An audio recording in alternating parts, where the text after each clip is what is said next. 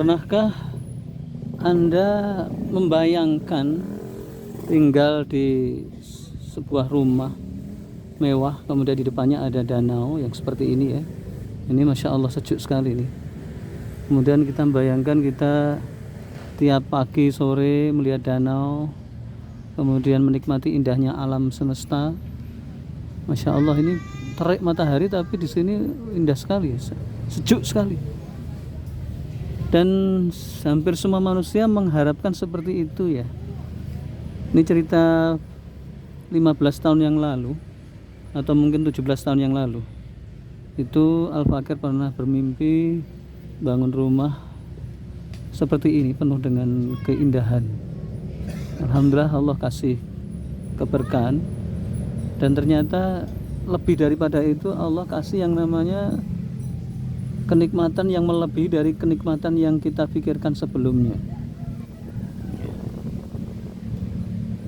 Kalau misalnya kita ini berpikir kenikmatan dunia, maka sesungguhnya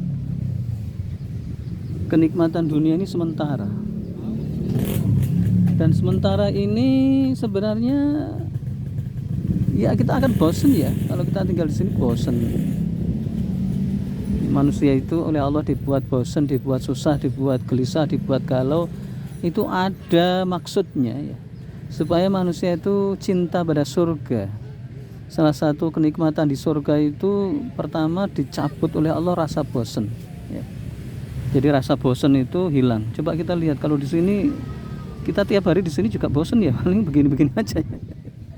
Enak bagi orang yang tidak kesini, makanya saya kesini jarang-jarang ya. Saya kesini jarang-jarang ya. Jarang, mungkin sekitar 3 hari atau seminggu sekali, 3 hari sekali lah ya. Indah sekali. Jadi Allah sengaja membuat dunia ini keruh ya. Jadi keruh. Jadi siapapun orang yang punya masalah, itu semua orang manusia punya masalah. Kalau Anda melihat orang kaya itu penuh dengan kenikmatan, Anda salah ya. Anda salah. Anda melihat casing ya. Kayak HP itu casingnya itu kita akan takjub ya, padahal dalamnya itu beda dengan casingnya ya. Dunia.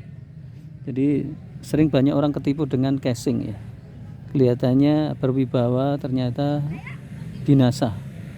Kelihatannya keren, padahal kerempeng. Kelihatannya meyakinkan tetapi memualkan. Kelihatannya penuh dengan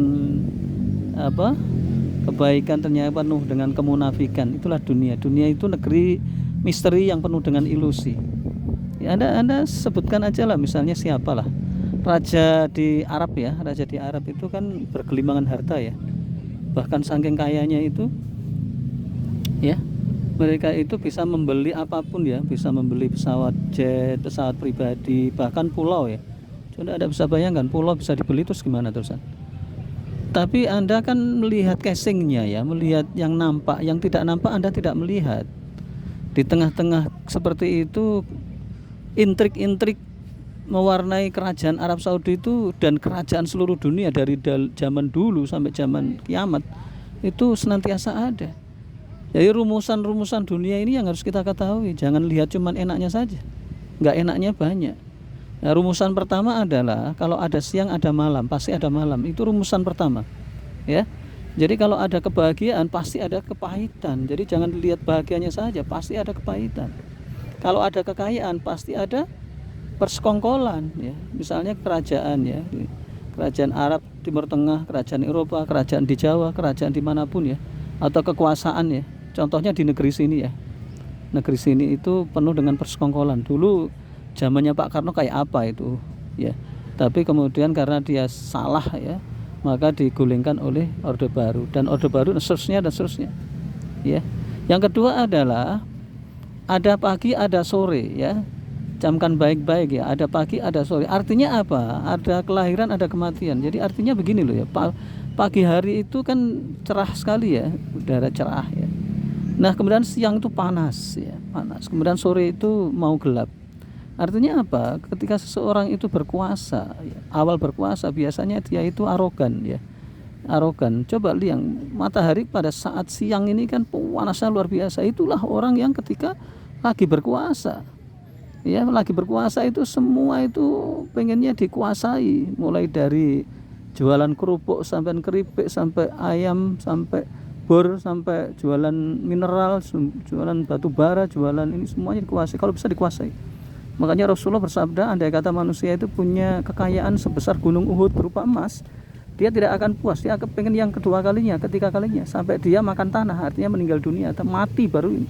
Alhaakumut takatsur hatta zurtumul maqabir tsumma kala saufa ta'lamun.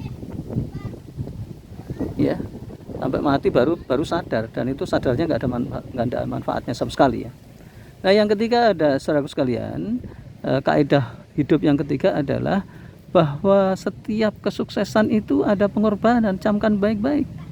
Jadi kalau misalnya orang pengen sukses itu dia harus berkorban. Nggak mungkin lah dia nggak berkorban. Nggak ada rumusannya yang kalau sukses nggak berkorban itu nggak ada. Anda pengen apa ya? Taruhlah misalnya pengen punya duit, ada kerja. Ya, Anda harus bekerja cari duit, bisa harian, bisa bulanan, bisa mingguan. Jadi bahkan kalau menurut teori ekonomi, Anda harus menciptakan pekerjaan. Jadi ada passive income, Anda kerjasama dengan orang, atau misalnya Anda kerja tiap hari, misalnya kuli, atau Anda bisa bekerja guru yang sifatnya harian, bisa mingguan, bisa bulanan, atau misalnya Anda konseling dan seterusnya. Itu rumusan, ya. Termasuk dalam dakwah. Kalau Anda misalnya pengen Islam ini jaya seperti dulu, ya Anda berusaha lah. Gimana Islam mau jaya kalau umatnya ini kayak begini ya, malas-malas berdakwah itu hanya sesaat, itu pun kalau sempat ya, ibadahnya itu enggak serius ya, ibadahnya itu asal-asalan, doanya itu enggak nangis, enggak minta ampun pada Allah, kemudian enggak berkorban ya, semua itu kembali kepada kita sendiri ya. Jadi hal jazaul ihsan ilal ihsan, jadi orang yang berbuat baik itu oleh Allah akan dibalas dengan kebaikan pula ya. Jadi kalau kita semangat dakwah itu kembali pada diri kita sendiri. Kalau kita itu berbuat jahat ya, kembali pada diri kita sendiri, bukan kepada orang lain ya, bukan kepada Pak RT, Pak RW, pembantu, bahkan presiden ya. Makanya saya niatkan, Al-Fakir niatkan, ketika saya mengoreksi penguasa presiden itu, saya niatkan karena saya cinta pada dia ya Allah. Saya mengamalkan hadis Rasul, bahwa Rasul pernah bersabda, tolonglah orang yang terdolimi dan orang yang mendolimi ya. Rasul menyuruh kita orang yang menolong orang yang terdolimi ya. Kemudian kalau orang terdolimi itu wajib kita tolong. Kemudian sahabat bertanya, ya Rasulullah, kalau orang yang terdolimi kita tolong itu wajar, tapi kalau orang yang mendolimi masa kita tolong? Maka Rasul menyampaikan kalau menolong orang yang mendolimi adalah mengingatkan ya. Jadi saya mengingatkan penguasa itu karena saya cinta, bukan karena benci. Demi Allah saya sering mengingatkan di depan istana kepresidenan, di bundaran HI, kemudian di kedubes Amerika. Itu nggak bisa kita hitung lah. Itu saya niatkan karena Allah. Orang suka mau tidak itu bukan urusan saya. Orang mencaci maki, memuji itu bukan urusan saya. Saya berusaha mencintai Allah karena besok yang kiamah itu yang menolong hanya Allah.